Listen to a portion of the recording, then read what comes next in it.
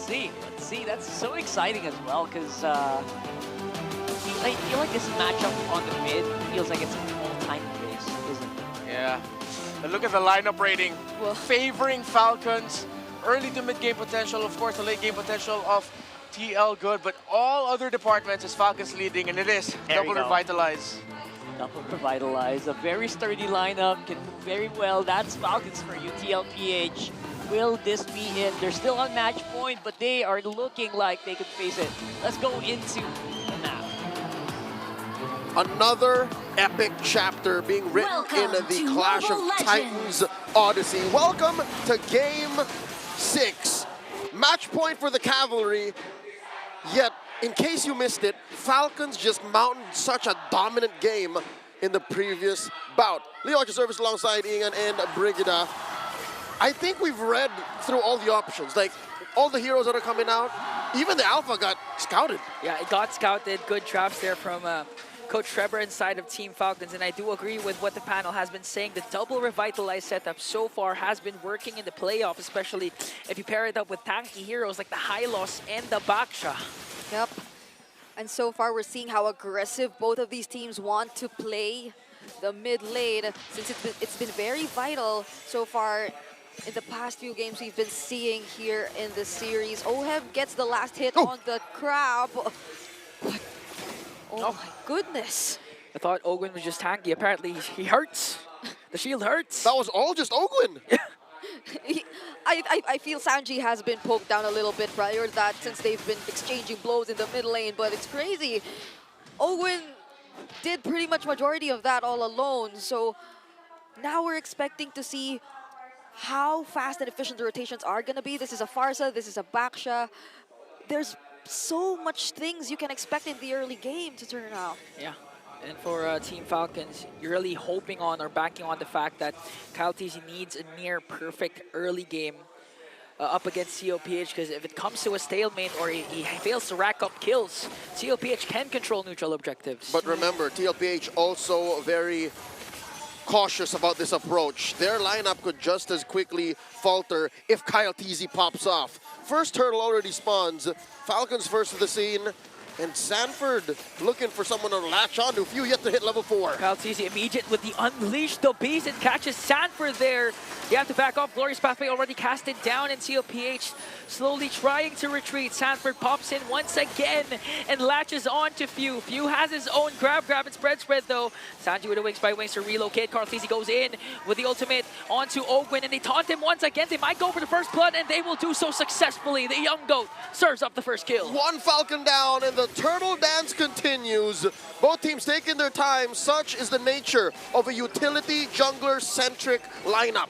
And if you're looking at where Falcons could have possibly gotten a trade, even Oheb, he's doing a great job. Super Marco's actually forced to hug his tower so far in the past few minutes of this game. So you know that Team Liquid Philippines have clearly established the lead. Well, Circle Eagle dropped down to try and zone out Team Falcons. So far, 1 kill, 1 objective takedown, 1K gold lead for Team Liquid Philippines. And we're seeing the effect of the JP Mathilda again. Everyone seems to be where they needed to be at any given moment. This draft was crafted to learn from the lessons of game number 5. Liquid are evolving. The Stallions are rolling with the punches and using these lessons oh so quickly. And that's why they're in the lead now. I'm waiting for Falcon's turn to maybe try that approach again in the turtle. Number 2, is that the right way to go about this, Brigida? Yeah, because earlier we did see that the SOD, after a while, actually didn't connect. And we're so used to seeing it connect, especially if we're talking about Super Marco, but it's been a different story for the first few minutes here in this game. So long as that keeps happening, and of course, so long as they don't get to actually take out any member of Team Liquid Philippines whenever they engage, there'll be endless ways for them to sustain and regroup for an engage. Yeah, but the thing is, TLPH good at hunting down individuals for the side of Team Falcons. Good cast of the Circling Eagle to try and zone out JP. Super Marco as Oheb got all the gold plated. Dear God, Oheb making bank. Oh, and wasn't this the exact same approach they were going for when they wanted to funnel everything into OHEB and just allow him to deal the damage against Team Falcons, and they're making it work. And again, so much support provided by JP to OHEB. And they may as well do just that. Look at this, a lot of focus on top lane. Super Marco, with the assistance of Ogwin, helping secure that gold crab. Turtle spawning. As Kyle TZ working on his purple buff, Team Falcons, they know that they can and have to contest for this neutral objective. You see the two beefy frontliners of Team Falcons providing enough zone and vision, but still TLPH has a good hold over the turtle. Sanford jumps in with the spread. Will he latch onto Flap TZ or Kyle TZ? Few with a feathered airstrike, and they're zoning and ganking up onto the middle lane. Zaman Force casted down by OHEB, and Kyle TZ answer back with a JP kill. Spear of Destruction connects. He's focusing his target onto Sanji, but Sanji was able to slither away. OHEB got demolished there, and Team Falcons with a turn, but TLPH, Sanji with a double. 2 for 2. Liquid was holding an ace in the hole, and they clapped back. And that ace in the hole, isn't that the feathered airstrike? I've been looking at Sanji for some reason. My eyes were glued to Sanji. He did not release the feathered airstrike the same time Few decided to release his copied feathered airstrike. And we'll be seeing that in the instant replay. It took a while for Team Liquid Philippines to feel that they could actually get an advantage in this team fight, which clearly looked like Team Falcons were at the upper hand. But look at Sanji just repositioning himself long enough to block off the members of Team Falcons who are chasing them and allow some time for the rest of his teammates to actually fight back. Okay, with the help of hindsight, we now know the reason why Sanji held it. It's because he was off of cooldown. Yeah. He was holding it, waiting, and maybe that's why TLPH had to suffer some losses. But also, I think the genius of the Sansan duo together, Sanford came in, flickered forward, jumped in with the glue, and that also added a little bit of damage. Yeah, and honestly, it was a blessing in disguise, the cooldown of the feathered airstrike, because that in turn helped Sanji relocate when Super Marco entered in with the Spear of Destruction, so he was able to maximize the damage of the feathered airstrike. Spread is a lethal thing if you let it become one. OHEB dropping the Zaman Force, taking down tier 2 in the bottom lane, so this does put the map at equilibrium. Yep, it's pretty much equal right now. Carl TZ though, he will be denying any intentions from Super Marco and Kyle to get any more objectives away from them. And they'll have to manage that wave up top first before they actually try to set things up for this upcoming turtle, which likely Team Falcons might go for. They just can't freely leave Super Marco to do his thing, and this is what we see again and again. And they're setting up for it, and they did the prerequisite. Send Marco away, Few steal the feathered airstrike, and then you can go. But wait, they're staying there. But there's a different plan. Oh, For can Team they Liquid. find him? OHEB trying to look for Super Marco. SOD dropped down. Zaman Force as well. They're ganking up on Marco, and a shutdown kill for OHEB. They neutralized the coast-to-coast potential and just fought him right where he stood and fell. The bulletproof. Read them like a book. One member down is TLPH, hoping to get the turtle. Flap TZ, Glorious Pathway dropped down. Kyle TZ with the Unleash the Beast, but Sanford is there to zone him out. Few was able to take down Sanji. Now OHEB is in the picture with his Zaman Force, trying to soak up the damage. Owen and Flap TZ quite tanky as Sanford just zoning out Kyle TZ. Oh my god, OHEB done 0 damage in the pit, and they're still going! A lot of sustain from both of these teams. Nothing really happening. We're past the 8-minute mark. Turtle still up for grabs. Now Sanford is here with the spread. Super Marco jumps in, Appraiser's Wrath. Carl TZ secures the turtle. Ogwin, deep behind enemy lines, gets punished, dropping the Zaman Force. OHEB gets a kill. Owen down. Super Marco trying to dish out the damage. He has to back off there. Sanji with the feathered airstrike and the signal that the clash is done.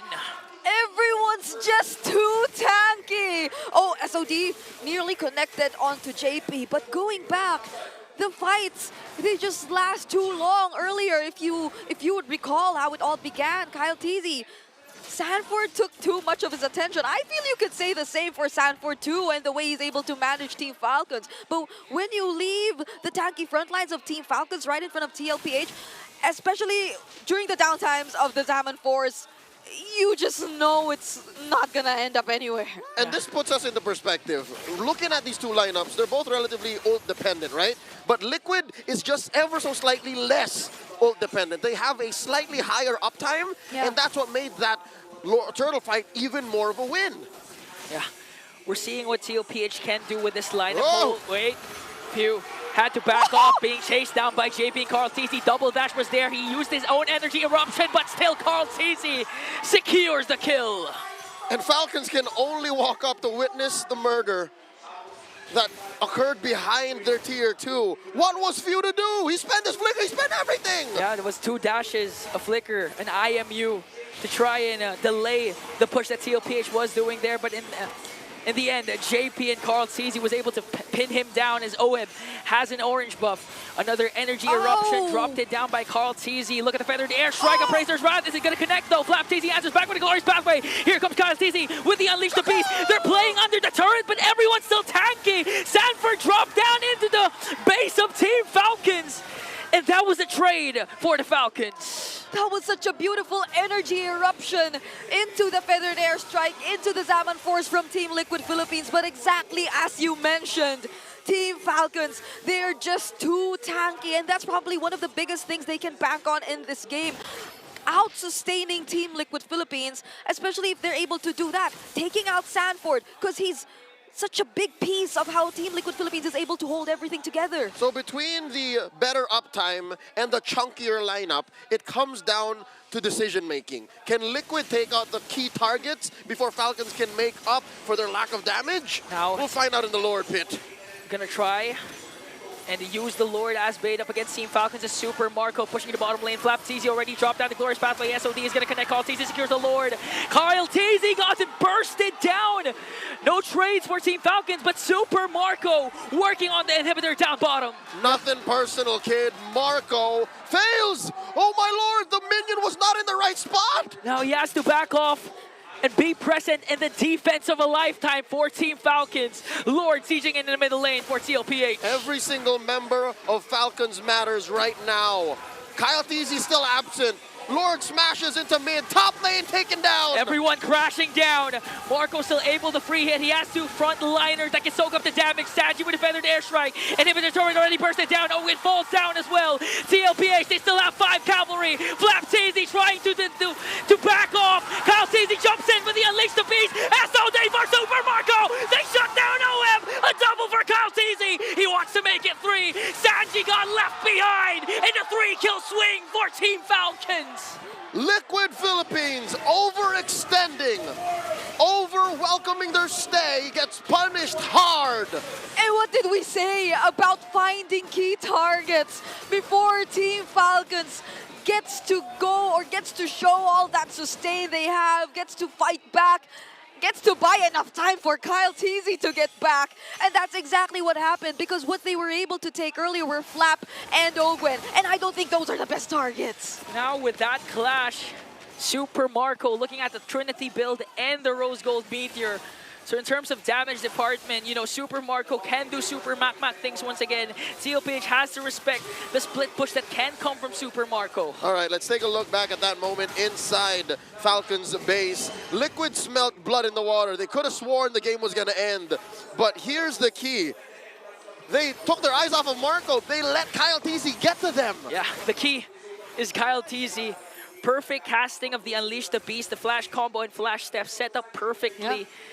And all throughout that, they forgot the SOD from Super Marco. Yeah, they burned so much too earlier. Sanford went in for the flicker already, but was pushed back. So now they get to delay the game a bit more, and Super Marco is just able to proceed with pressuring the map as well up against Team Liquid Philippines. Now checking out the items. Currently, Few also already picked up the Lightning Truncheon. It seems like they're trying to invest much more in the damage that can come out later on, since they know and acknowledge the way they're lacking so far. But if you look at Super Marco, he's just 1 item away from completing his build. Yeah. Eventually, we'll reach the point where economy doesn't matter anymore. It's all about positioning. Oh my goodness. For Falcons, that's a long way out. Yeah. Liquid, though, has room to juggle. They have to watch out for the very specific... Oh! Sanji again? Oh! This is the exact same spot where Sanji was able to burst down the Clint of Super Marco earlier in the series. I don't think Marco's going to fall for it again, but no, this is JP and Oheb going for the gank, and Marco smells something's fishy. They know. They know. Oh! Okay. Wait. A lot of vision provided there for Team Falcons with 1 shield unity from Ogwen. Lord started up by TLPH, approaching a fourth of its health. A third, soft reset, Flapteasy aware of the situation, calling the rest of Falcons in. Oh. Watch out for Marco, he has an SOD! SOD is going to be crucial. It's going to connect, but is he going to cast it though? Flapteasy dropped down the glorious pathway already, and Teasy secures the Lord. They're trying to go for the kills. Fuel with the feather, the airstrike, but the first man down is Flapteasy. A double for the MVP. They want to make it 3. Ganking up on Master Ogwen. Super Marco preoccupied with Sanji, but he was able to flicker around. And look at the base! A triple for OHIM! Super Marco with a Sanji kill. And Few is here to delay. But the minions, will they be able to do it? TLPH in the picture, and another perfect chapter ends! And this historic rivalry, Team Liquid Philippines, a step closer to immortality! Going straight to the grand finals, punching their ticket to MSC and AWC 25!